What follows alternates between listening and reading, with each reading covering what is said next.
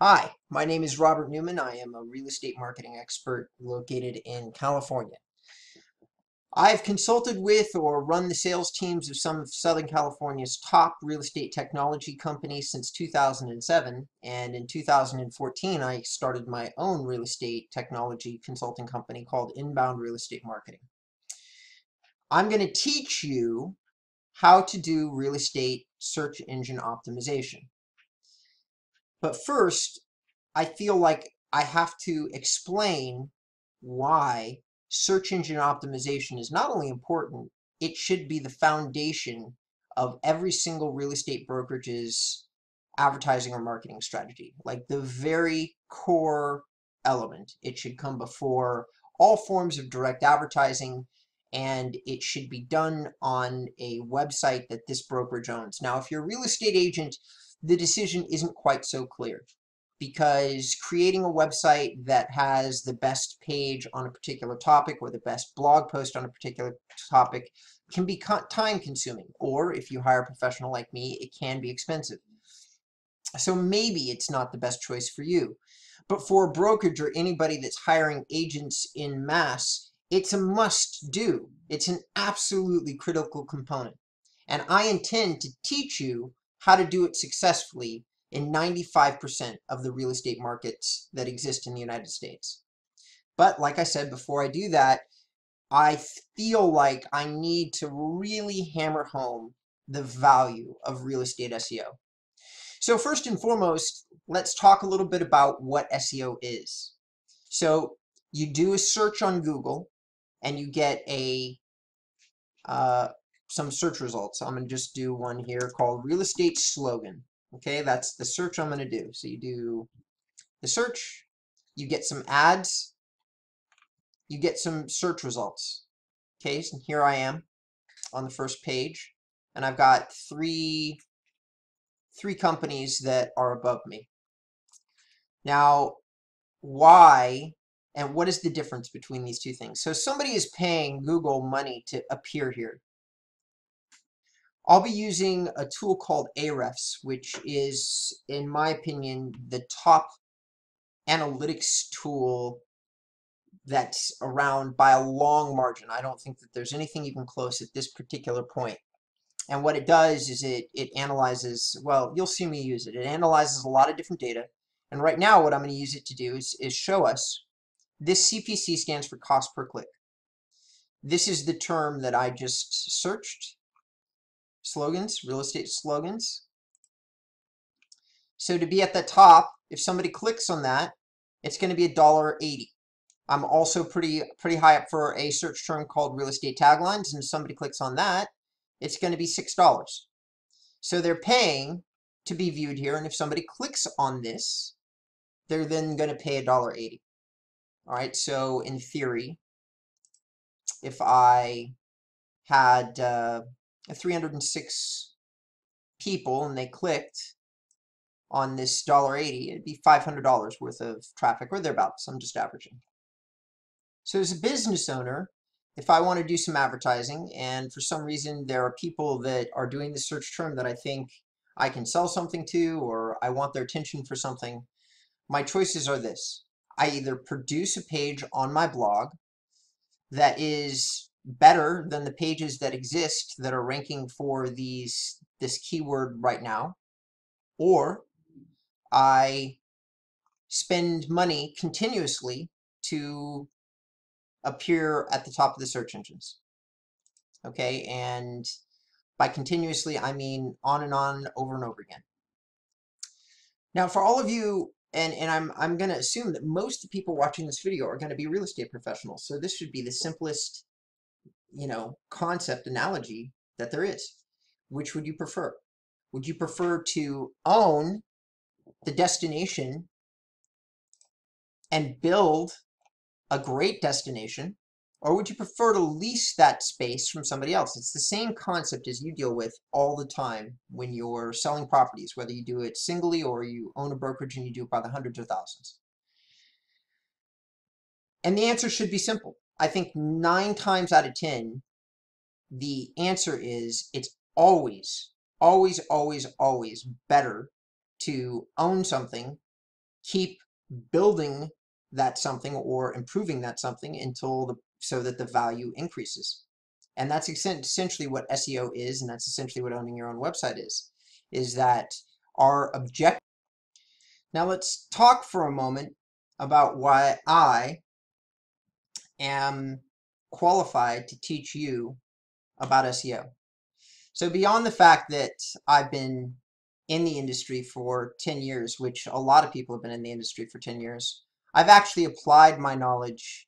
I took, since 2014 to 2017, I actually spent the last 2 years taking all the things that I had learned as a sales manager and a real estate technology salesperson, and I applied them to my own blog.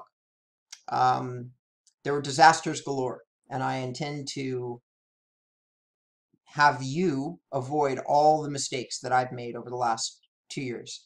I had to redesign my site a couple times. I wrote terrible blog posts when I first started, and even when I did write a good blog post, I wasn't sending the correct signals to Google, and I am a person that has studied SEO for a while. So it can be tricky, which is why a lot of people avoid it. However, my intention is to teach you, if you follow exactly what I say in all of this video, you will avoid all of the mistakes I made. Now, once I learned basically what to do or not to do, and I definitely had an aha moment in the beginning of January. I really felt like I had dialed in everything that I needed to know. Like I had figured out how to research what was a great topic and then make a better page, one that people would find more interesting and engage with. And then I figured out how to write that page so that Google could understand what it was I had written.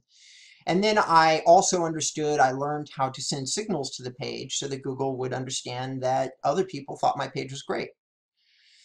So in the span of, this is January 21st of 2017, all the way through July, well, let's just make it even, July 21st. All right. I've had 19,000 visits with 30,000 page views. And I have written about 7, maybe 8 blog posts in that particular time, of which all of these searches are connected to, except for a very healthy percentage that come in from Pinterest, of all places.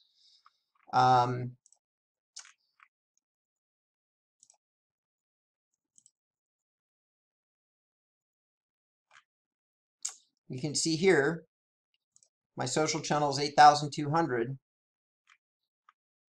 and 7,513 of that is Pinterest.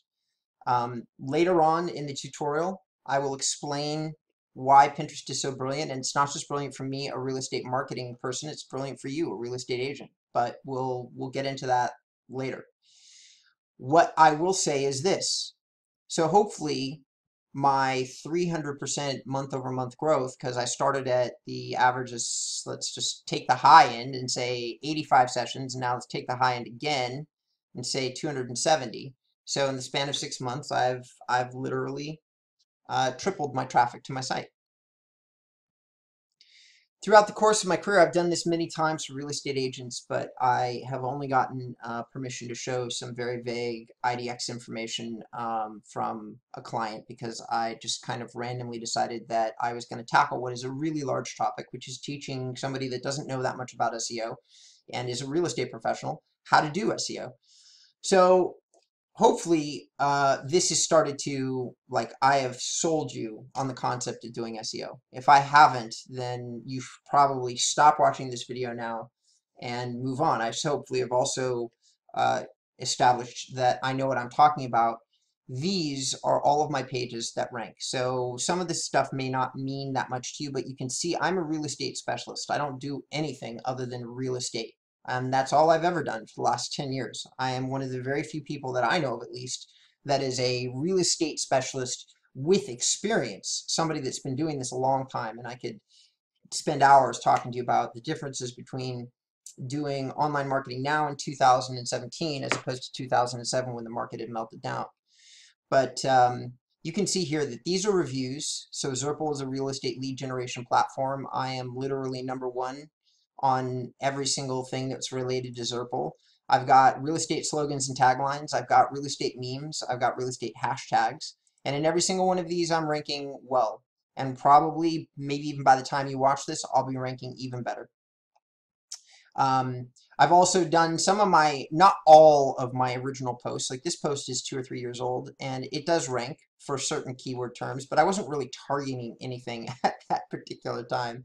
I was just literally ranting about the mistake that I felt like most real estate agents make. And since most of you aren't Googling top mistake that online mistake that real estate agents make, the article, no surprise, didn't really do very well. And now here's one of my big embarrassments, is that I've written this great article on real estate quotes, and I can't rank it. I, for the life of me, think that it's 10 times better than anything else on the topic. It's 6,000 words. It took me 60 hours to produce. I did 50 custom images for it, and for whatever reason, Google won't rank it. So even people that know what they're doing sometimes fall flat on their face. However, it's not the pages that don't do well that matter. It's the ones that do. And like I said, I've only done 7 or 8 this entire year. Real estate niches I've sent no signals to. The fact that it's getting any traffic at all or is ranked for any keywords is a miracle, because I've literally just put the post on my blog and that's it. Most of these other ones I've actually done something to promote them, but not the real estate niches one. And that's just because I haven't had time. So we're going to move on to the next part, or the next section of the tutorial, which is going to be how to decide what keywords or keyword groups that you should be ranking for. That's the first step of your digital marketing plan or your SEO plan. It is actually researching your competitors, finding out what they're ranking for, and then deciding, hopefully using a tool like this, what would be a good target. Okay, so planning is the first step in SEO.